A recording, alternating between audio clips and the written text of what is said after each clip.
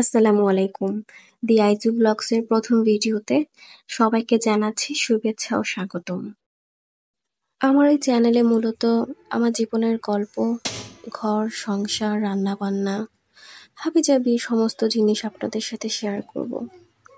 আশা করি আপনারা সবাই আমার পাশে থাকবেন এবং আমার ভুল ত্রুটি হলে সেটা ক্ষমা সুন্দর দৃষ্টিতে দেখবেন। আজকের ওয়েদারটা খুব দারুণ ছিল। সকাল থেকেই বৃষ্টি হচ্ছিল। ভাবলাম একটু হালকা পাতলা কিছু রান্না করি। তো ডাল করলাম আর আলু ভর্তা করলাম। কারণ বাসায় আছি মাত্র দুজন, আমি এবং আমার পিচ্চি। আমার পিচ্চি তো আছেই, সারাদিন এত জ্বালাতন করে। আর উনি তো সারাদিন বাইরে থাকেন, সেই সকালে যান, আসেন সেই রাতে। সারাটা দিন আমরা মা মেয়ে এত একা একা থাকি, একদমই ভালো লাগে না। আমরা বউরা তো খালি সারাদিন অপেক্ষা করে থাকি কখন উনি আসবেন, ওনার সাথে একটু টাইম স্পেন্ড করব। কথা বলার সময়ই হয় না তার।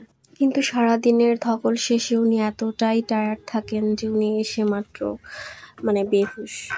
মাঝে মাঝে খুব রাগ হয়, কিন্তু আবার ভাবি সে তো আমাদের জন্যই কষ্ট করছে, তাই না?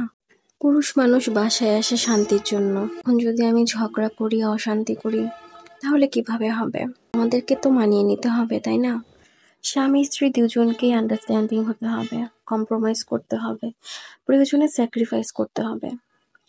একজন আরেকজনের ভালো লাগা খারাপ লাগাগুলো বুঝিয়ে বলতে হবে, যাতে সামনের জন হার্ট না হয়।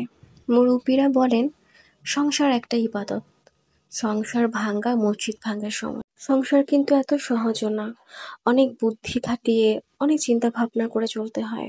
বাপের বাড়িতে যেমন যা ইচ্ছে তাই করতে পারতাম, যা ইচ্ছে তাই বলতে পারতাম, এখানে তেমন কোনো সুযোগ নেই। সুযোগ থাকলে স্বাধীনতা নেই। আজকের ব্লগ এতটুকুই। কেমন লেগেছে জানাবেন। সবাই ভালো থাকবেন এবং ভালো রাখবেন। আল্লাহ হাফিজ।